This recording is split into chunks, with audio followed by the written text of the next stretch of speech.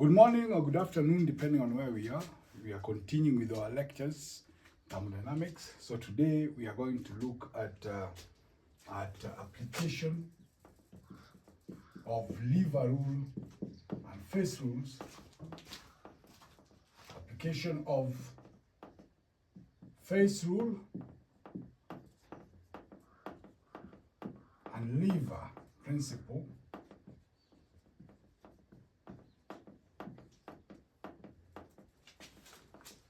in systems. We look at liquid systems, where we are going to have, the first thing is we want to talk about miscibility and immiscibility. When, for example, you mix water and ethanol, the two are completely miscible. So you have a homogeneous solution, and we talk of homogeneity or a phase which is completely homogeneous as one where the state of the matter is uniform throughout. And remember, in this particular system, we are talking about water and ethanol. There's a two-component system. So when you mix them, they will mix completely. But then we have partially miscible liquids. We have partially miscible liquids and partial miscibility. So when you have partially miscible liquids, so we're talking about two liquids which, when you mix them, or two substances which when you mix them, they separate out into different layers. And the example which we are going to look at this particular point is the case where we have water and phenol. Water-phenol system.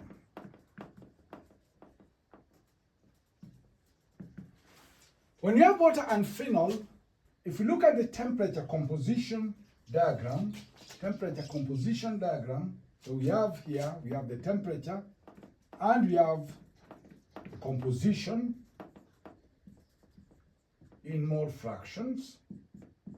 So we have water and we have phenol. Now, at this end here, water is 100%.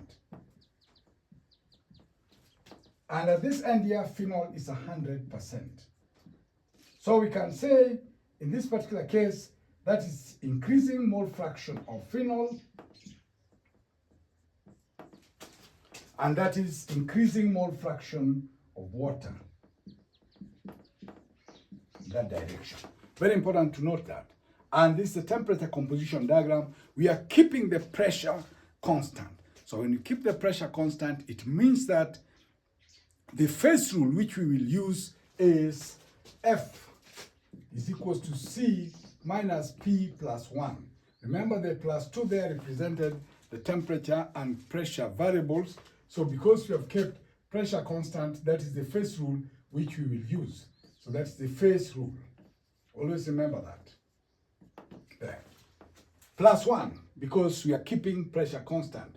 Normally it's plus 2, because pressure and temperature are taken into account, but when you keep one constant, then you have 1. If you keep temperature constant, then again it will be plus 1. If you keep both temperature and pressure constant, then the phase rule will be C minus P. Remember, C is components, P is the number of phases coexisting together in equilibrium. Now, for the ethanol-phenol mixture, when you continue adding phenol, initially you have the homogeneous solutions, but then finally they start separating out. So that if we call water here A1, and we call phenol there B1, then in this region you'll have complete A1, in other words, they're still completely mixed, and then they will start to separate out in this region here, and then you will have, again, homogeneous mixture there. Now, these A1 and A2 are referred to as conjugate solutions. Conjugate solutions. A1 and A2 are conjugate solutions. And so, as you continue increasing the temperature, let us take some composition here. Let's call that state point B. Let us take state point B. and see what happens as you continue increasing the temperature. As you continue increasing the temperature. As you continue increasing the temperature, that's a state point. Let's call that's a state point. State point B.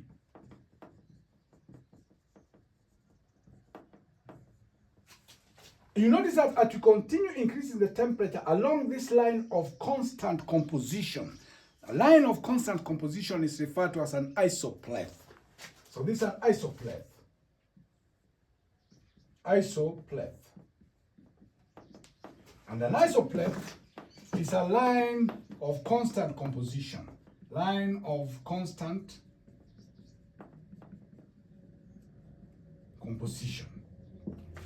So as you continue increasing the temperature, we can draw a tie line. Remember when we derived the Lever's rule, we talked about tie line. We can draw a tie line. So as you continue increasing the temperature, we reach a point where now we have a homogeneous solution. But in this region here where we have, in this dome here, this dome-shaped curve, here we have the various quantities. So let us call that line segment x1. Let's call that x2. Let's call this x1 prime. Let's call that x2 prime. And we continue like that. Now, based on Lever's rule, Lever rule, we know that the number of moles of A is given by the line segment x1. The number of moles of A1 in this mixture is given by the line segment x2. From Lever rule, the number of moles of A1 divided by number of moles A2 is given by the length of the segments. For moles of A1 is given by the opposite segment, that is x2. You can look at our lectures on Lever rule, Lever principle. You'll see how we derive the Lever rule and how to interpret it. And for the moles of A2 is given by the length of the segment A1. So that will give you the ratio, the relative amounts of A1 and A2.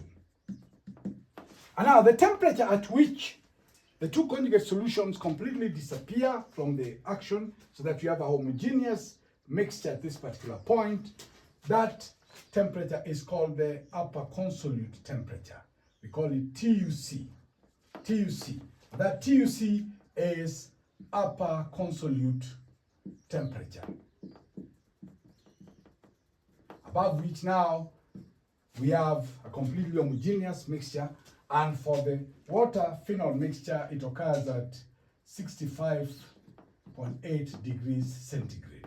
Occurs at 65.8 degrees centigrade. Now, there are certain systems or mixtures where as we increase the temperature, the solubility decreases. The solubility decreases. And such a system is shown in the case of water and triethylamine system, where we have water and triethylamine system. Again, we have our temperature, T, and we have our composition. We have water, and we have triethylamine. This is triethylamine.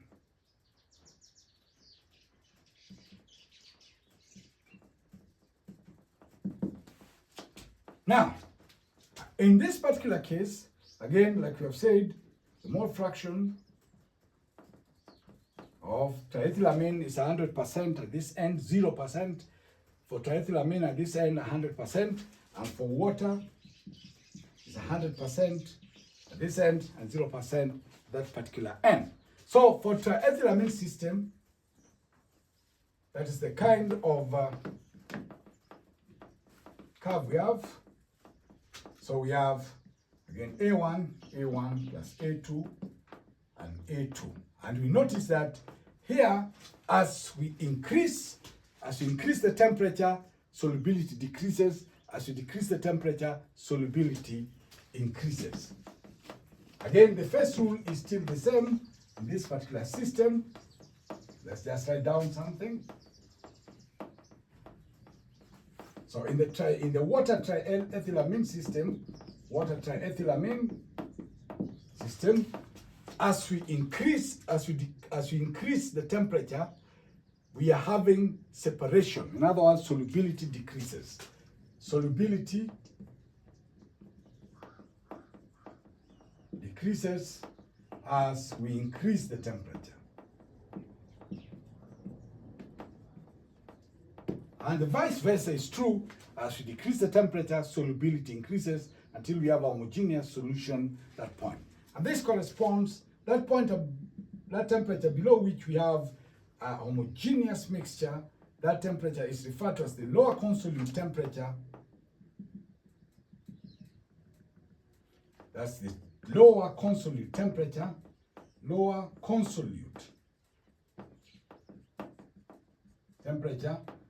and it corresponds to 18 degrees centigrade. 18 degrees centigrade. So that is a water triethylamine system. Let us look at a very strange system, that is the one of water and nicotine. Water and nicotine system has both upper and lower consolute temperatures. So let's look at the water and nicotine system.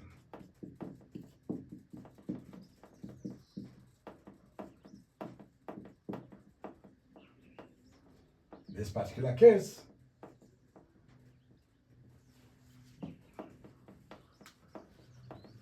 water nicotine system,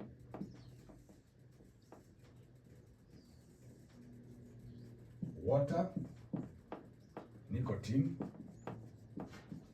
So we have X of nicotine, X of water, the direction. So in the water nicotine system,